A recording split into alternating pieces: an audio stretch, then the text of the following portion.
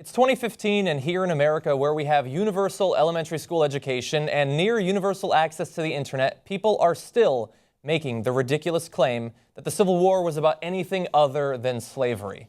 Well, that ends today. Now, I don't expect you to trust my word, but I think that you should trust the word of the Confederates themselves, the men, the politicians who voted to secede from the United States. What did they say their reason was? First, we start off in Mississippi. Our position is thoroughly identified with the institution of slavery, the greatest material interest of the world. Its labor supplies the product which constitutes by far the largest and most important portions of commerce of the earth. These products are peculiar to the climate verging on the tropical regions, and by an imperious law of nature, none but the black race can bear exposure to the tropical sun. These products have become necessities of the world, and a blow at slavery is a blow at commerce and civilization. That blow has been long aimed at the institution and was at the point of reaching its consummation. There was no choice left us but submission to the mandates of abolition or a dissolution of the Union, whose principles have been subverted to work out of our ruin. Now let's take a look at the document that came out of. That is the official document, the Declaration of the Immediate Causes which induce and justify the secession of the state of Mississippi from the federal Union. That is their official stated reason for seceding from the United States. We jump now to Georgia. For the last 10 years, we have had numerous and serious causes of complaint against our non-slaveholding Confederate states with reference to the subject of African slavery. It is admitted to be an anti-slavery party, referring to the northern politicians.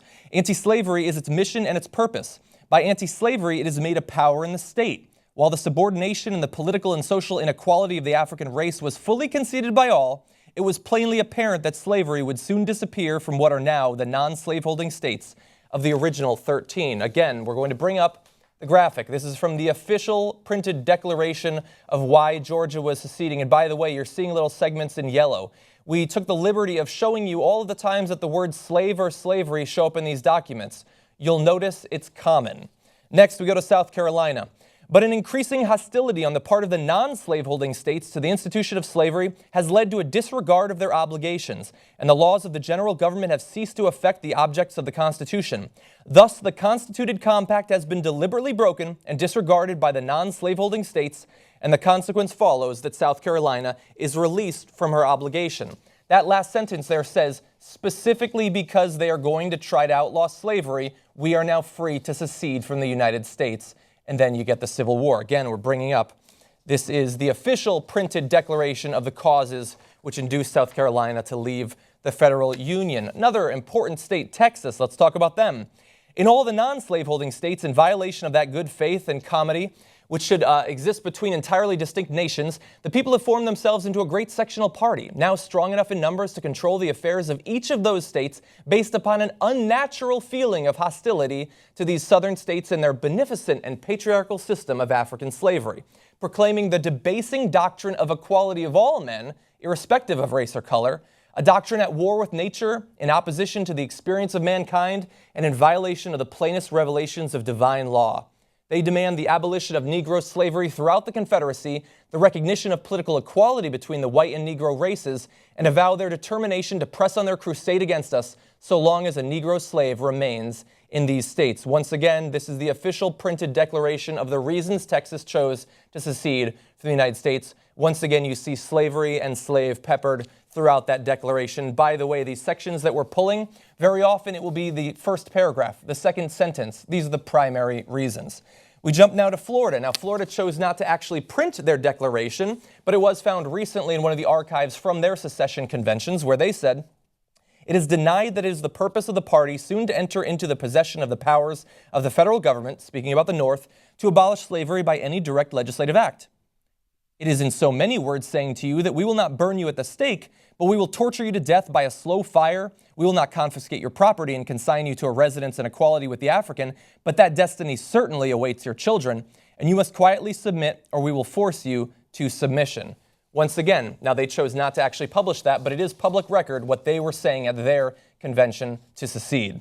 Now we turn to Tennessee, where we have the official speech. This is a declared speech by the governor of Tennessee just months before they left the Union. The systematic, wanton, and long-continued agitation of the slavery question, with the actual and threatened aggressions of the northern states and a portion of their people upon the well-defined constitutional rights of the southern citizen, whose bond of union is uncompromising hostility to the rights and institutions of the 15 southern states, have produced a crisis resulting already in the withdrawal from the Confederacy of the sovereignties which compose it, while others are rapidly preparing to move in the same direction. That is the governor of Tennessee. They would soon secede and join other Confederate states, saying right there, it is specifically the slavery question that has already caused some to secede and will force Tennessee to do the same. He goes on to say, the Constitution distinctly recognizes property in slaves, makes it the duty of the states to deliver the fugitive to his owner, but contains no grant of power to the federal government to interfere with this species of property. It has, in the person of the president-elect, asserted the equality of the black with the white race. That was something that they would not allow in Tennessee back in 1861. This was, of course, not just the politicians. We have an excerpt from a newspaper that ran just weeks prior to the vote over whether to secede or not. This is from the Nashville Daily Gazette, February of 1861. The election, be it remembered, takes place on the 9th, and the delegates meet in convention on the 25th instant. If you desire to wait until you are tied hand and foot, then vote for the men who advocate the watch and wait policy. If you think you have rights and are the superiors of the black man, then vote for the men who will not sell you out, body and soul, to the Yankee Republicans, for men who would rather see Tennessee independent out of the Union than in the Union subjugated. This, again, was not just an elite understanding that they would have to secede because of the slavery question. This was so common that it was routine in their newspapers at the time. What about Virginia, another very influential state in the Confederacy? In a February 1861 speech to the Virginia Secession Convention, Georgian Henry L. Benning stated the reasoning behind Georgia's declaration declaring secession from the Union. What was the reason that induced secession? This reason may be summed up in one single proposition. It was a conviction, a deep conviction, that a separation from the North was the only thing that could prevent the abolition of slavery. Unless there had been a separation from the North, slavery would be abolished in Georgia. Again, routine at their official convention to declare that they were seceding from the Union. And finally, if these routine politicians, the governors, aren't enough for you, I turn next to Jefferson Davis, the president of the Confederacy, who said this in his speech in which he left the Senate. It has been a conviction of pressing necessity. It has been a belief that we are to be deprived in the Union of the rights which our fathers bequeathed to us, which has brought Mississippi into her present decision.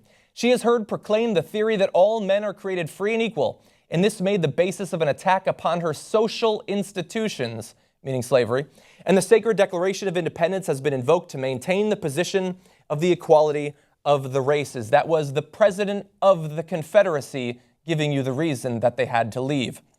So we're done with the bullshit.